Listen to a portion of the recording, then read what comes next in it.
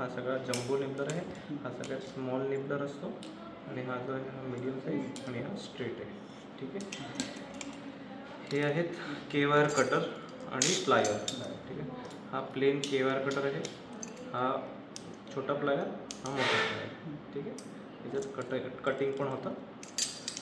हे जे ते सगळे टॉवेल फोर्सेस किंवा लार्ज पटेला होल्डिंग फोर्सेस म्हणतो. ठीक आहे.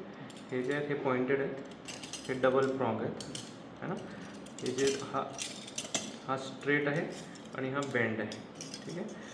तर हे पॉइंटेड एक स्ट्रेट एक बेंड आहे, हे पण आहेत पण हे पॉइंटेडवाले आहेत, एक छोटा एक मोठा आणि हा डबल प्रॉंग.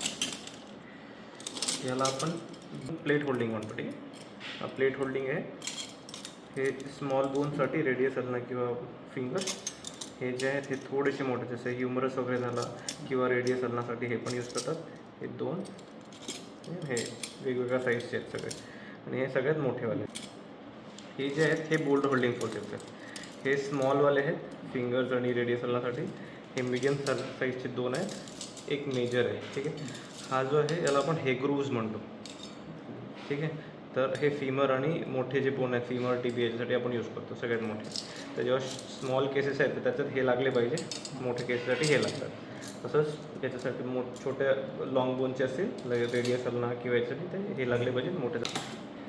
हे जे आहे ना याला आपण लॅमिना स्प्रेडर म्हणतो. ठीक आहे. हे नी रिप्लेसमेंटच्या केसमध्ये लागलंच पाहिजे. ठीक आहे. बाकीच्या केसला नाही लागलं तरी चालेल है ना, आणि हे सगळ्या केसला लागलं पाहिजे.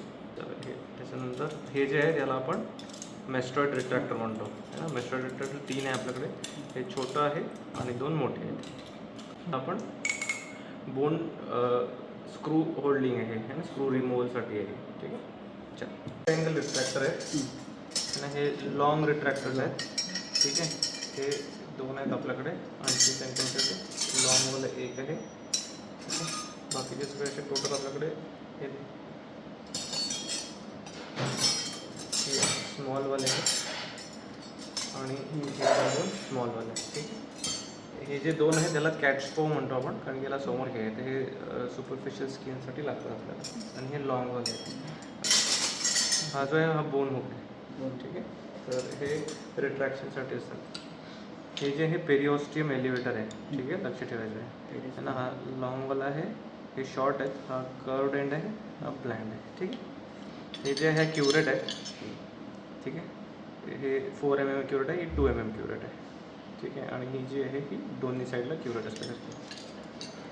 हे जे आहे हे बोन ग्राफ्टिंग गाऊज म्हणतो आपण याला. ठीक आहे. म्हणजे बोन ग्राफ्टच्या वेळेस हे लागतात आपल्याला काढायसाठी दोन्ही. हे ऑस्टिओटोम आहे. ठीक आहे. आपल्याकडे 2 कर्व्ड ऑस्टिओटोम आहेत, 10 आणि 20 नंबरचे, बाकीचे सगळे स्ट्रेट ऑस्टिओटोम आहेत. ठीक आहे. 9 आयटम आहेत. ठीक आहे. हा हॅमर आहे. हे रिट्रॅक्टर्स आहेत है ना, स्पाइक्स आहेत, आपण स्पाइक्स म्हणतो. हे स्मॉल स्पाइक्स आहेत हँडसाठी वगैरे, हे त्याच्याचे थोडेसे मोठे आहेत. हे लार्ज स्पाइक्स आहेत. ठीक आहे. हा ब्लंट स्पाइक आहे आणि हा पोस्टेरियर नीसाठी आपण करतो, पोस्टेरियर नी रिट्रॅक्टर. हे आपण फाईल म्हणतो ना, बोन घासायसाठी. ओके. हे बोन पंच आहे.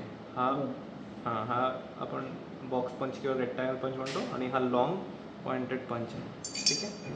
चलो. हे जे आहे हे प्लेट बेंडर आहे, प्लेट बेंड करायसाठी आपण यूज करतो याला. ठीक आहे.